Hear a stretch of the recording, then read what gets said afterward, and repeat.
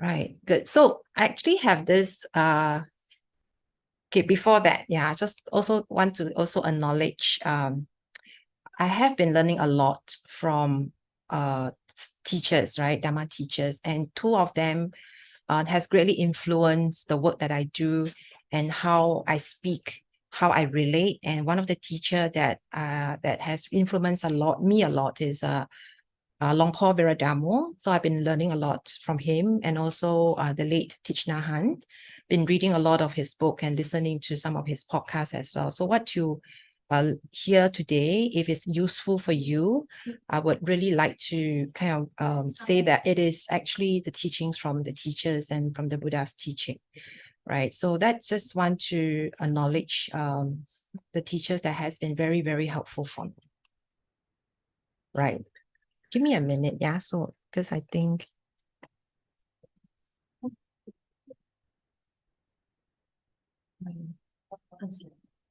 yeah. So so I have my first question in my slide deck. Who in your life asks question that fascinates you? Right. So think about what's your experience in people who has asked questions that fascinate you. If you could to maybe pop your answers into the chat. I'm just curious, what's your experience in terms of that who people in your life that has asked question that fascinates you. Yeah, my Buddhist mentor, Kai Sing, very good. Yeah, so anybody else? So that's from brother Fimo. Maybe I also ask people here, who in your life ask question that fascinates you? My niece. Your niece. Yeah. How about Sister Evelyn? My daughter. And Sister Selvi? Children. Yeah. Yeah. And that's what I have, for myself, my kids. I have two kids, yeah. They are both big now. But when they were younger, they are the one who ask questions that fascinates me.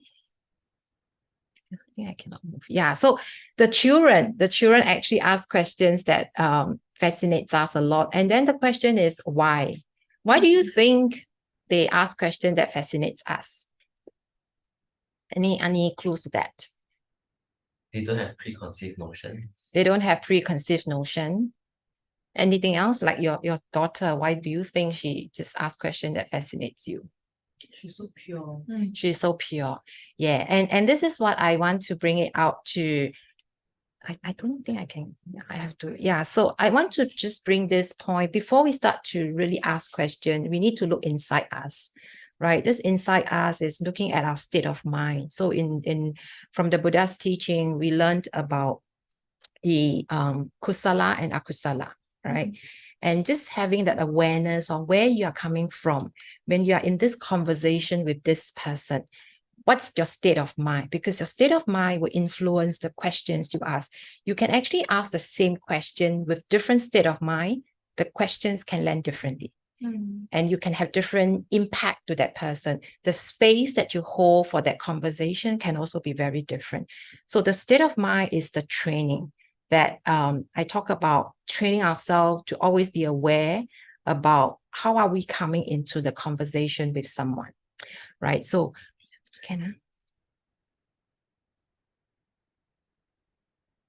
okay.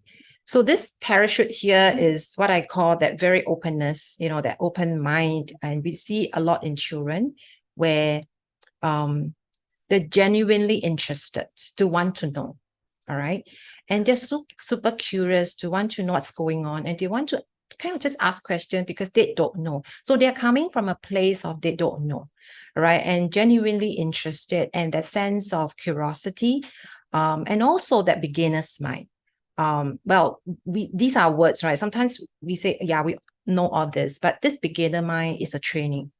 Because especially for me, I realize when you do coaching for a period of time, you may lose a bit of that beginner mind because you tend to feel that you are the expert and you tend to know that this is what you have predicted or this is what you have diagnosed the situation to be. So you almost stop wanting to challenge your own assumptions about things. And this to me is very key to always go back to before that. Yeah, to always go back to that sense of openness. And I like to use somatic, which is the body feeling, is when you feel yourself light, you will feel it in your body that there's no need to control. There is no need for you to influence too much. You are just being with that person in that conversation. So that sense of openness is what you can feel in your body, lightness, versus sometimes we feel ourselves very tight because we may ask to prove something. We may ask to see that whether we are right or wrong. So that is a very hard energy. And that is the state of mind that I'm talking about, right? So the first step is really to just tune into where are we coming from as we get into this conversation with someone, wanting to know, wanting to ask questions. Are we genuinely interested to know what's going on in that person? Or are we trying to prove something? So that energy, that state of mind determine a lot in how you show up in that conversation.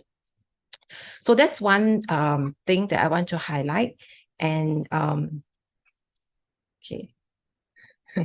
So this is a quote that I have from the book, The Art of Communicating by the late Thich Nhat Hanh, a Zen teacher.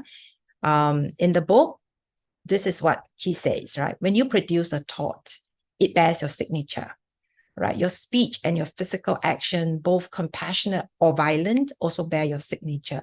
And this is also something that I always remember, whether it's conscious, unconscious, when you say or when you do something, you send a WhatsApp message, you send an email, you have a certain facial expression, is already a signature sending out. And that's why I say it's a practice of awareness, a practice of your own state of mind, right? So this is a quote for us to kind of tune into ourselves as an awareness, because sometimes it's not about the questions you ask. It's our state of mind that determine how that question lands on that person. All right. So that's a quote that as a reminder for myself. And I like to see that asking starts from deep listening, right? And a lot of time we tend to focus on what's out there, right? That, I may have to craft the questions. I may have to use certain words. It has to come out as a powerful question. But I like to kind of take a step back to say, actually, it starts from how well we listen to people, right? And this is a quote again by Venerable. We all want to be understood, right? When we listen to someone with the intention of helping that person to suffer less, that is deep listening. When we listen with compassion, we don't get caught in judgment, right? And this has been my practice for the last couple of years. It's not easy, I must say, because if you know my husband is here.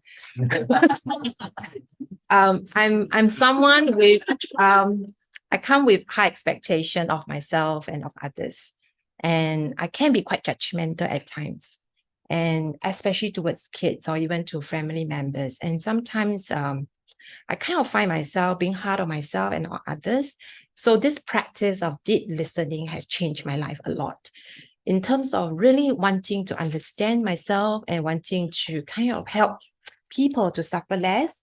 Yeah, I get emotional because it starts to kind of get into a practice that moves me a lot in deep listening. And so this practice is about understanding. How do we really understand someone without getting caught with our own desire, without get caught in our own judgment about how we see the world, right? So that's asking. And I'm going to go a little bit deeper in terms of being practical.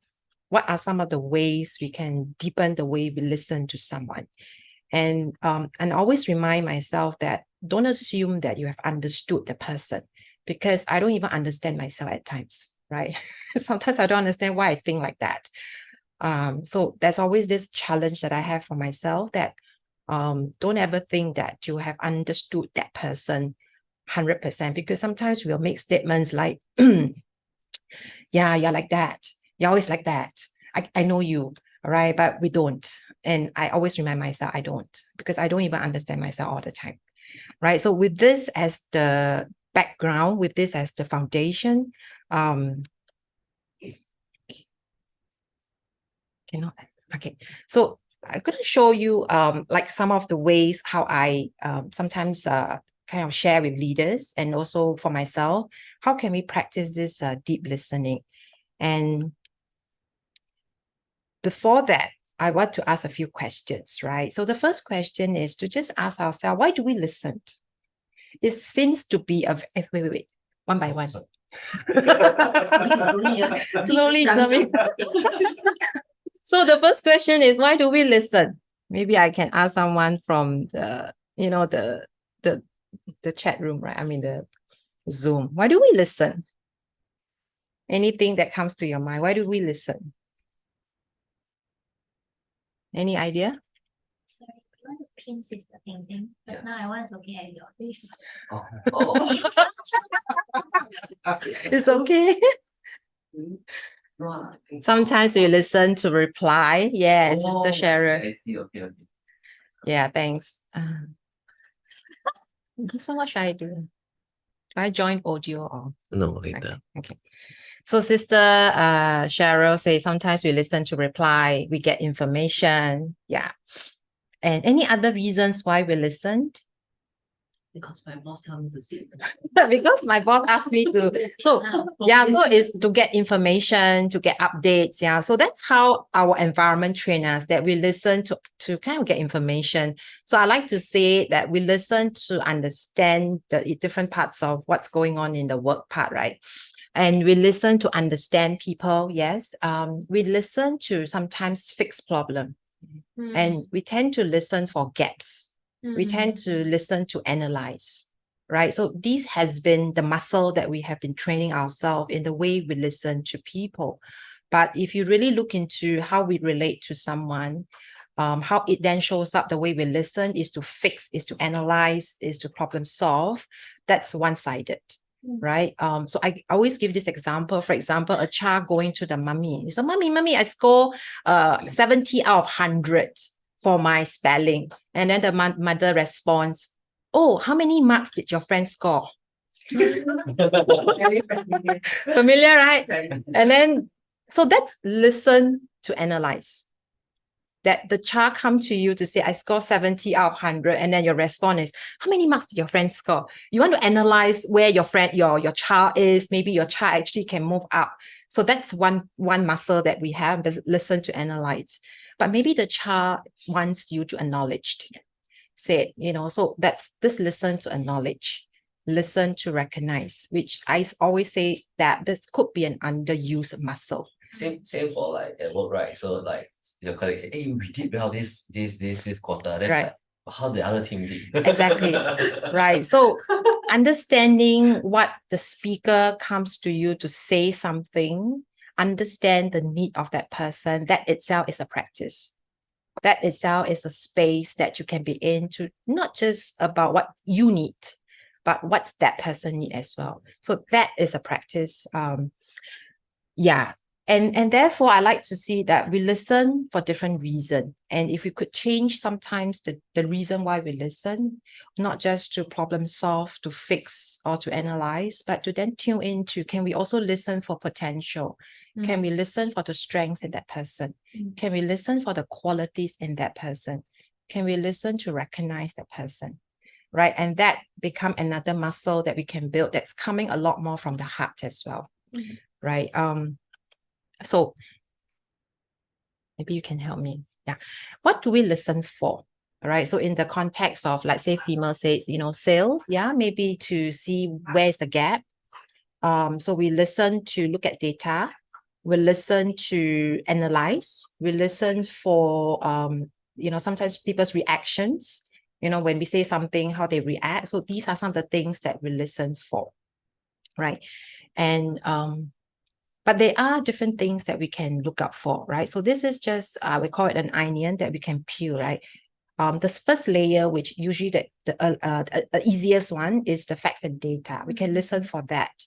When you go a little bit deeper, you start to be a bit more sensitive to people's reaction. As you say something, someone stop talking, right? Or someone just change their facial expression. So we do sometimes listen, picked up that. Or we sometimes listen to watch out for insights that's coming out from whatever that, shows up in that conversation. But the one in blue is what we can train to really listen for the emotions of that person, or certain belief that a person carries, or certain needs of that person, unmet needs sometimes, and the values of that person. And if I were to unpack that a little bit, it's also to learn how to listen for the strengths in people, the qualities in someone. Just like the little child, you could respond in a way that, this time you score 70. Actually, the last spelling you score 60. And I could see that the effort you put in, and therefore you score another 10 more marks. I think for that is a very good effort. And keep up that good effort, keep up that perseverance that you have. And that is how we can respond if we really listen for the unmet needs in the child. All right. So that's not easy, because we can get caught up with at work, especially like expectations, problems, that's very much driven by deadline. Another piece about listening is to listen for what is unsaid, not what is said. Because what is said is quite easy, but what is unsaid is what the suffering of people. And is this suffering that sometimes we need to be aware of the suffering in ourselves so that we can actually tune into the suffering of others. Right. So that's what we listen for. Now, what could hold us back from listening to others? What do you think? What could hold us back? Judgment. Yeah, our own judgment. Yeah. Anything else? Yeah. So I think Fimo, our own ego. Yes. Sharon talked about our own ego. Yeah. And that's how I noticed myself stop listening to people because of my own desire to achieve certain things, or my desire to get things right. Wanting to push a certain perspective on others, and that's coming from thinking that we are right. Yeah, so that training is not so much on right or wrong, it's different. It's a different perspective because someone has a different background, different upbringing, different exposure. That's why we are different. So constantly reminding myself, it's not about just right or wrong, it's about different. And as we train ourselves that, we are really getting into how do we embrace differences? How can we not get caught up with that dichotomy kind of thinking? It's either this or this. So that's a practice, right? That's a cultivation for our own state of mind as well, right? So what could hold us back from listening is we also have our own trigger, right? That when you hear certain words, you would not, so think about in the workplace, when you receive an email or when someone, that you kind of not like, it appeared in front of you, stop straight away. You won't want to listen because the filter is coming in, right? Our fire aggregate starts to come in and tell us and make sense in a certain way. So just noticing that help us to deepen the way we listen to people. Right. So that's 3 questions that I want to just talk about so that we kind of constantly ask ourselves in this conversation with this person, why am I listening to this person? And what am I listening for? What is this person need? And what is it that is holding me back from listening to this person? These are some self-reflection questions that can help us to be a bit more aware of our state of mind, as I mentioned earlier part in the slides. Now, so this is a bit more skills here that I want to share, where we talk about deep listening, but it comes with different levels. All right, so I call it levels of listening, and this comes from it's a bit more from the psychology part, in the work that I do, Otto Scharmer, and he talked about the 4 levels of listening, right? And I want to kind of maybe do this kind of a quick fun role play here, a quick conversation with someone. Maybe I ask Fimo, can you help me? Sure. Fimo, are you there? Yeah. I know you. Yeah. Okay. Thank you, Fimo. Can kind of play with me on this? Can I will play with you. Okay, thanks. Yeah. So I pick Fimo because he's a very fun brother to play with.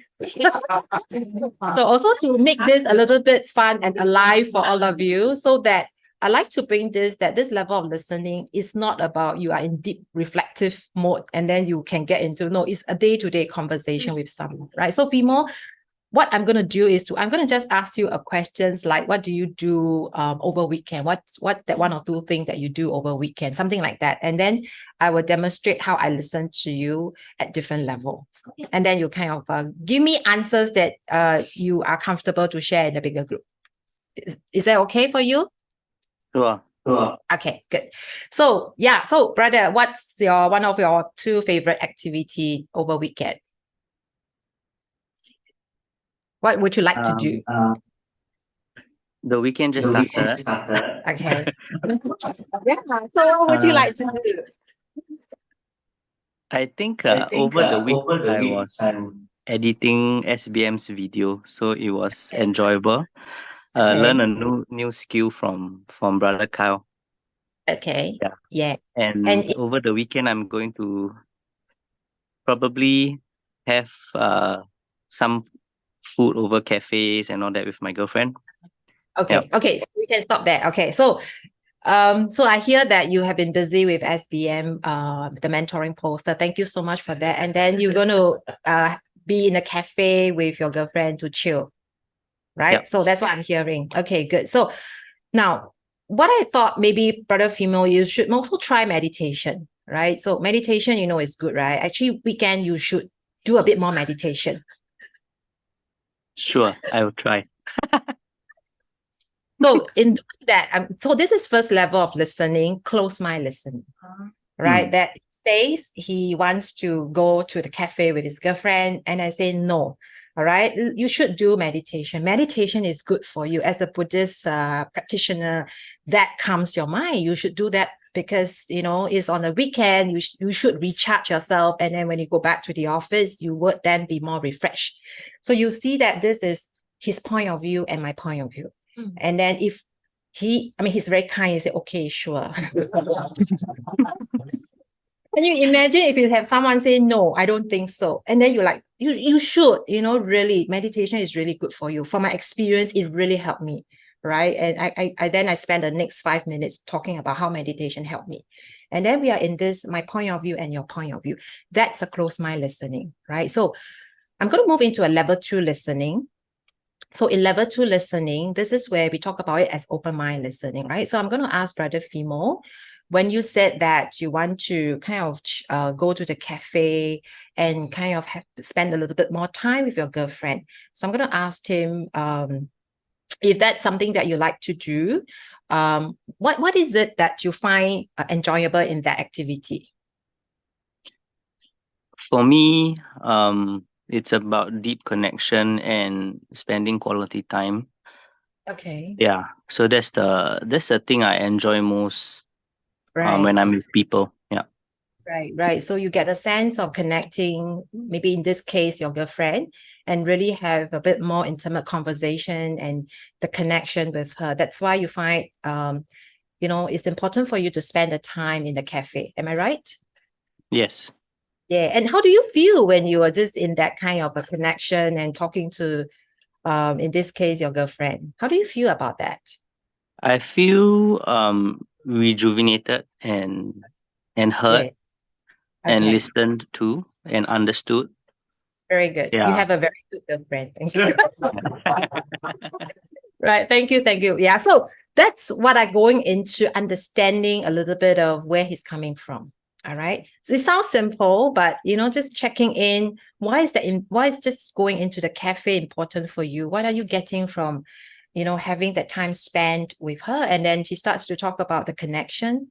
And actually he felt rejuvenated because that's what he needs to start the week, perhaps.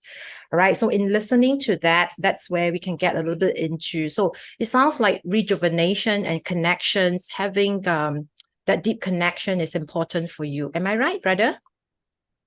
Yes, totally. Okay. And if you were to explore something else that would also rejuvenate you over the weekend and having a bit more deep connections for you, what would that be for you that you like to try Actually, it was your suggestion of meditation. So, uh, I would love to have to do meditation with my girlfriend, but this is me imposing my thoughts on her. So, uh, yeah, I think more of sitting and just doing nothing together. It's Yeah. something Yes. I would look forward to. Yeah, so what I'm hearing is also having an opportunity for you not to think so much, but just be in the space of with her and maybe just do nothing. And Yes. that itself can also be a connection for you. Yeah, 100%. Thank you. So thank you so much, brother. Give me a round of applause. Yeah, so what do you notice as I move through the different levels of conversation?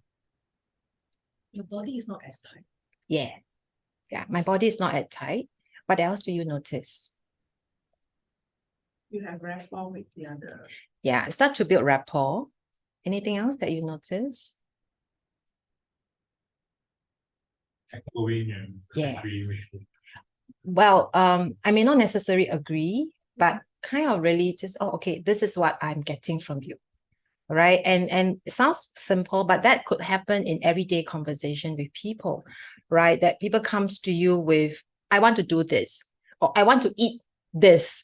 You should eat vegetarian. Why? Vegetarian is good for you.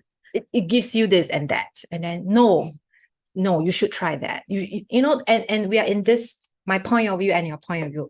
And I like to use this as a gesture to say, if you start to open up in the level 2, right? And this is how it will looks like, where it is a lot more lighter.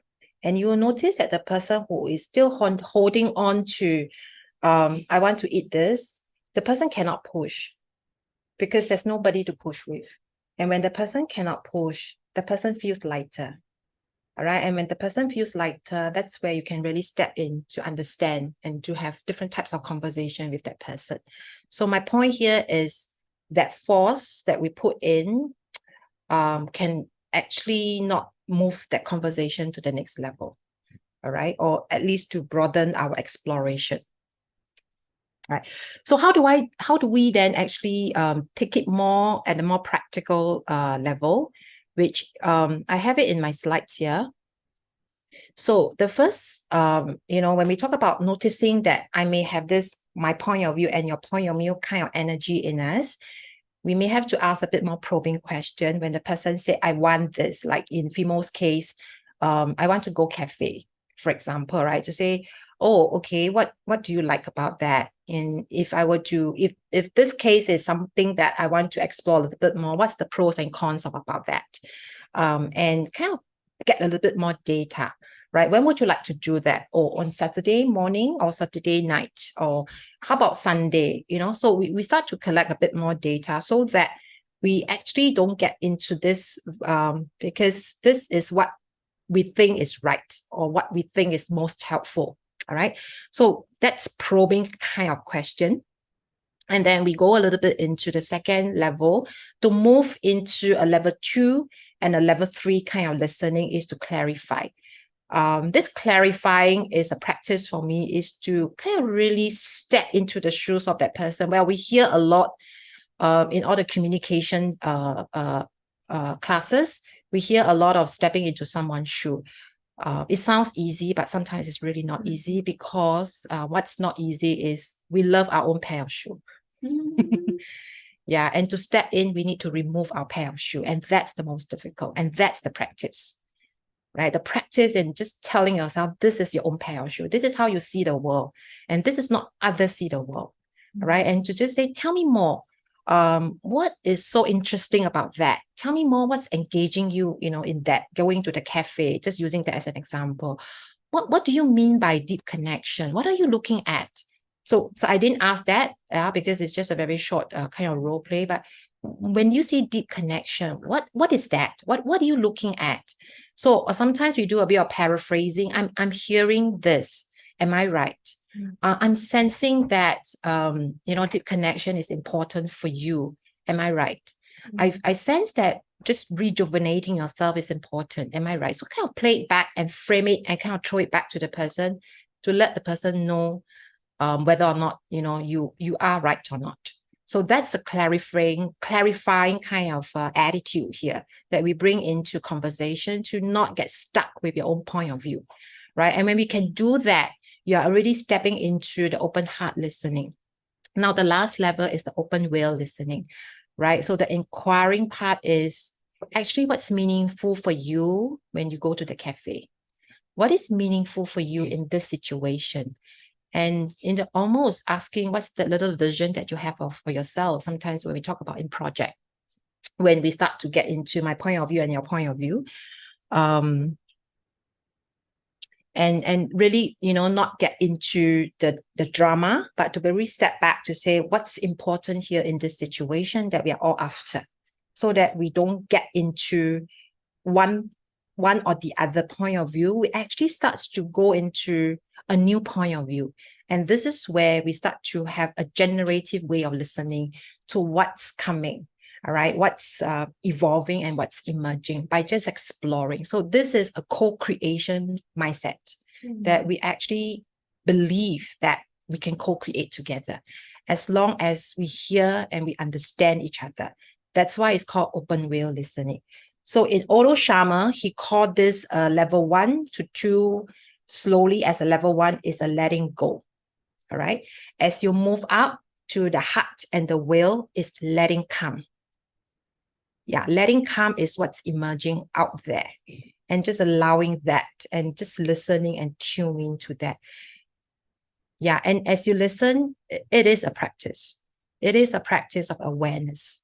It is a practice of listening into what's unspoken as well. All right, so that's this particular level of listening is one of my favorite, because I always tell people when they attend my session, I said, you can forget everything that I say, but if you could just practice listening, it changes relationship. It can transform relationship. And that's why when I say, I really feel it, because it has changed my relationship with people, right? So that's level of listening. Okay, going to pause here because the next slide is a little bit different. So I'm going to just pause to see whether any one of you have any questions to ask before I get. Imo has a question, actually. So Imo's question is, how do we listen with an open mind will when sometimes the end goal of the coaching session is to help steer the coachee to a certain direction or goal in mind? Yeah. So Well, that's a skill. Yeah, but maybe a quick suggestion here is in terms of that goal that you have in mind. The starting point is about how can we co-create the goal together versus it's your goal. Because if it's your goal, just like if I want female you to go for meditation, initially you'll say, but I want to spend time with my girlfriend. But as we talk, as I understand you, as you start to being listened to, you feel seen and heard, you may want to consider meditation, right? So I guess it's the process of the person holding that conversation, that how can you feel seen and heard in the process? So therefore, we focus on the process first, then the goal. The goal is an outcome if the process is done well. Put it this way, yeah. May I add a point? Yeah. To that question, it's a good opportunity to allow ourselves to question whether our initial objective is the right one very good as yeah well. yeah Right. So that's maybe a first step, right? To say I have a notion that okay, we would like to achieve this in this conversation, but then understanding where the other person starting point is, right, might make us think that okay, perhaps my initial objective needs to be changed. Yeah, and then going into the let's co-create and a different objective. correct Yeah. correct yeah and that's also about how sticky you are with your goal. All right. Of course, in a workplace, some goal may not be able to negotiate, right? And in doing that, you may have to break the goals into milestones, right? And then that conversation is talking about like maybe a part of that, and to then make the person feels that, oh, actually I can. Okay, let's go with the second one. Mm, And then the third one. mm, So it's a bit about scaffolding the goal as well, that some people just have not enough confidence yet. mm, You cannot just tell them to do a meditation for 30 minutes. You may just say, okay, doesn't matter. Don't talk about the 30 minutes. Let's just sit and breathe for 1 minute. And in that 1 minute, when you can do it, let's celebrate that. mm. And you have made progress. So it's a bit about looking at, I guess the two way I look at it is it a skills or is it a confidence gap that you're trying to work with as well? So of course, one affects the other. If you have a bit more confidence, then you can look at the skills with a bit more energy. And vice versa, right? If you have a bit more skills, then you have more will.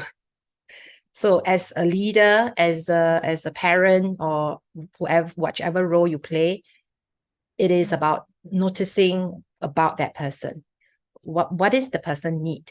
That's why I go back to paying attention to the pain of that person, paying attention to the suffering of that person. And then the goal itself may have to put aside first. And once you get that pain out, you understand, because you also have that pain in yourself. There's a lot more embracing, there's a lot more empathy that you can bring in the entire conversation. So we actually have two more questions. So Sister Sharon was saying, how do we create trust when we have to give politically correct answers to our staff? Yeah. Well, there are many layers to that, right? So yeah, it's many layers to trust. So before we talk about trust, my experience with trust is not just about trust, but it's about safety. How can we create safety in someone? And this safety is created because we don't judge. Because when the staff says like certain things in front of you, you have accepted that this is who the person is. So this safety is a very delicate space, but it's a very powerful space that we can create in our team, that no matter who you are, what you say, it is accepted. Doesn't mean I agree, but because I allow you to be very forthcoming in what you're feeling, how you are, thinking, at least I know. And with that, this is data for me, then we can slowly work on that. So I like to see as safety. And the other one is about the political correct answer.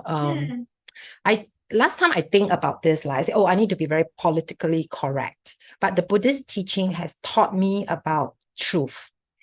And this is being practiced. So this is, for me personally, is a practice of honoring the truth and having it as a right speech.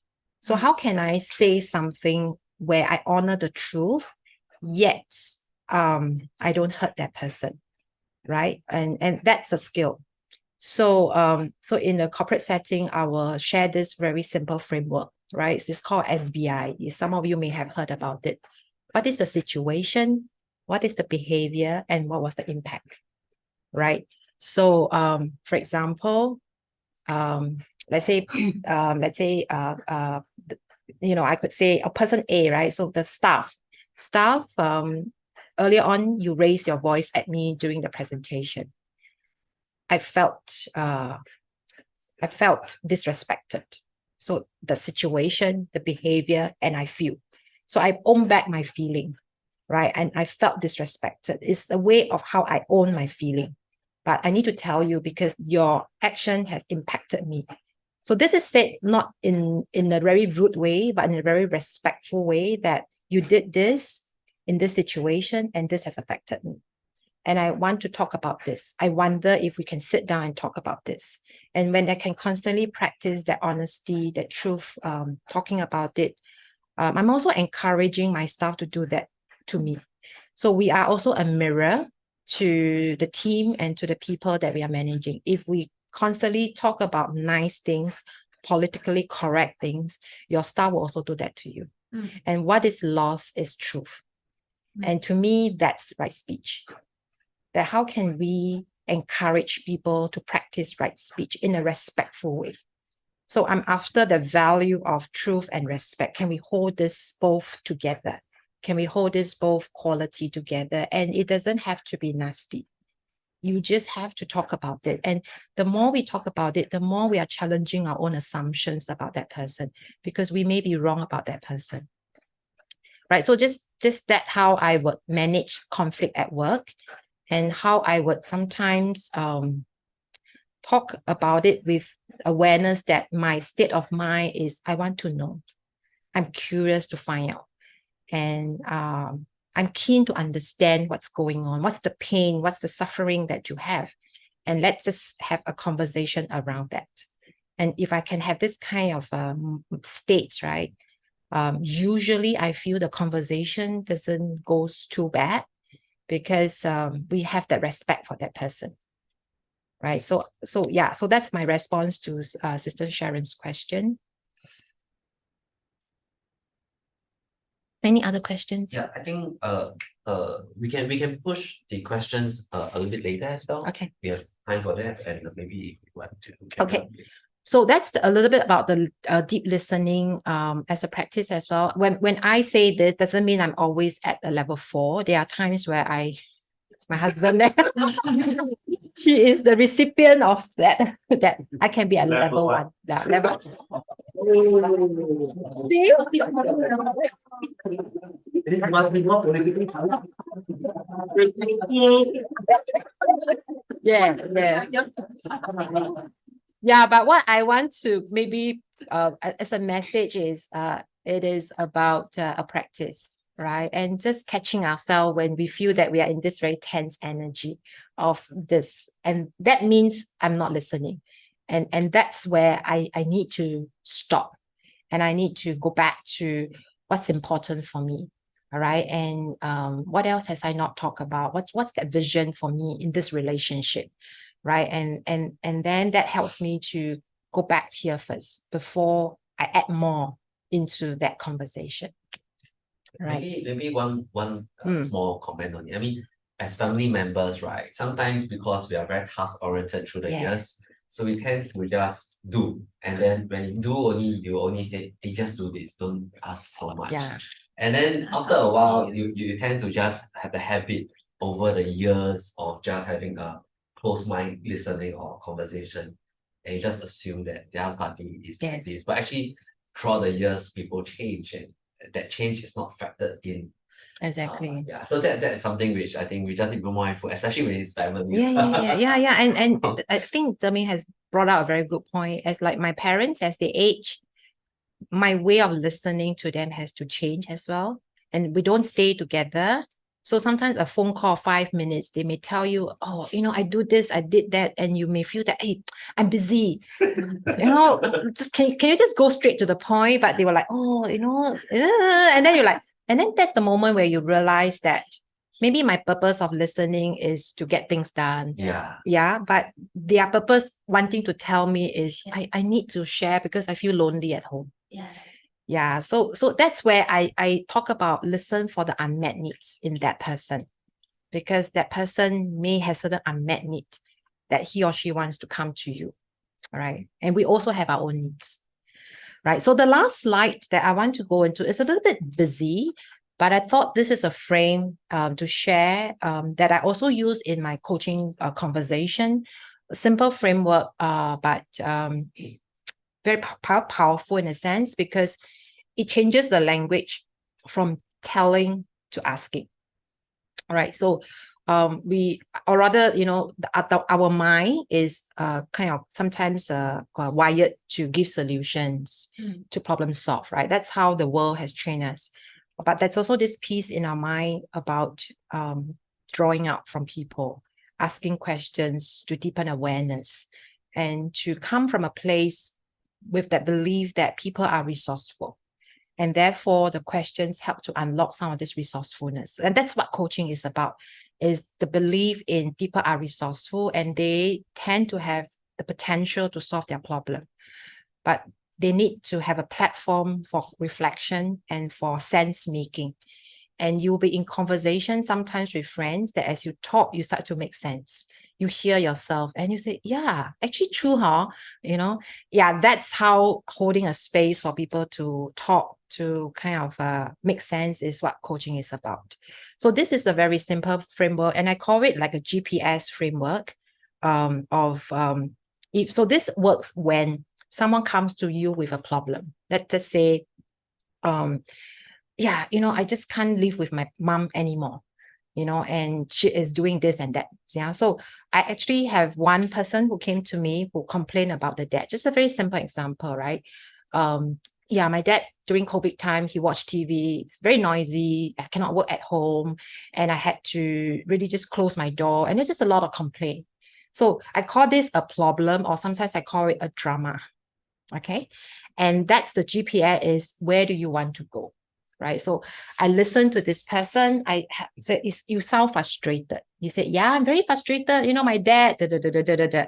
So I just hold and asked him one question. I said, what is your goal of your relationship with your dad now that he has retired? And then he stopped and he looked at me. What do you mean? I said, if you have like a little magic wand, what's your goal for this relationship? And he said, nobody asked me that before. I said, think about that. And then he said, yeah, my dad has just retired. I just want him to feel that he has a good son. So that's where we talk about a goal, turning the problem into a goal, because our mind gets stuck into a problem, the drama, and we don't look into the possibility. So what's the goal that you want to achieve? What's the goal of this relationship? So that's the goal, right? So these are a couple of questions, right? What's your goal? We could even ask what success looks like for you. So what are you trying to achieve here? What's really important for you, right? So that's a goal questions. And then after you establish, understand, the goal, then we can move into the next part. So in GPS, you said you put the destination, then they will calculate the distance. Then they say, okay, where are you right now? Okay, I'm in SBM right now. To get there, this is how long, right? This is how much time it takes. So where are you right now, which is to explore now, which is what I call the current reality, all right? So I asked the person, I said, so what are you doing right now? What do you want? What is so you have questions like that to ask that person. So in the example that I talk about, the person said, I want to make sure that, just ensure that my dad acknowledge me as a son, as a good son, and spending a bit more time with him. And so I asked him, so what are you doing right now that contribute to that goal? And he was laughing. He was like, no, nothing. He was like, no, I'm just complaining to you, right? So that's to assess where you are right now. So couple of questions is, what is important for you? What is working well for you? How do you feel about where you are right now? And yeah, so where are you in relation to where you want to be? So that's a bit more checking into the current situation, right? So the current reality. Then the next one is, after you explore that, then how would you like to get there? Right. So that's where the question is. I said, so what's that one thing that you can do to help you to move to where you want to be? All right. And he said, and then the person was thinking, yeah, maybe I could just go back home early to just watch TV with him. But I don't have to talk too much, because my dad is someone with, he doesn't talk too much. Maybe just go back to him and sit down and just watch TV together with him. And he said that. And I said, how do you feel about that? And then he said, yeah, good. I think this is achievable. This is something that I can do. All right. And so that's where we say, how do you want to get there, which is the options, right? So what are you learning from what you have tried? So sometimes we get into, you have tried this, you said it didn't work, right? So what have you learned from that, right? Or what else would you like to try? Yeah, and what could be holding you back right now? And what else have you not tried? So this is an exploring of options, right? Based on what he has tried or what he has not tried. So that's the O part, which is the options. Then the last question is, once the option is determined, then you can always also look into how do you bring that forward. So you talk about watching TV, you talk about spending a little bit more time with him. How confident are you in doing that, right? What support do you need to help you to move that step? So that's where we talk about the way forward, or sometimes I call it the will as well, to check in with the will. So the W part, right? The will or the way. And that's where we have a couple of questions here. What else? Who else? What other resources do you need? What else could hold you back? How can I support you? So as leaders, as managers, you may check in with your people that, okay, so this is the options that you need to move forward. What do you need from me? What do you need from the company? What do you need from the team? So kind of exploring the way forward, right? So that's a GPS way of inquiry. And I call it an inquiry because sometimes we may get stuck with one stage, like even the goal stage. We disagree with the goal. And then we may not be able to move to others. Then we go back to the goal and to make sure that we are aligned first. Yeah. Before we actually move forward. Right. But this help us to kind of have like a picture of how you can navigate a conversation. Now, the mindset is about turning a problem into a possibility. And that to me is also a practice, that we get stuck with our pain, with our problem. And the teaching is to, if you talk about the Four Noble Truths, the first two is about understanding. If we have done the listening, if we understand where the pain comes from, the next two, the third and the fourth is the liberation, right? Which is the Eightfold Path, right? So to me, this is a practice of how we can get into a third and a fourth to liberate one step at a time, right? By practicing maybe the questions you ask, the compassionate speech that you can actually say to that person in that moment. Yeah, so to me, that's also a practice in holding conversations with people. Good. So I think this is my end, the last slide. Yeah.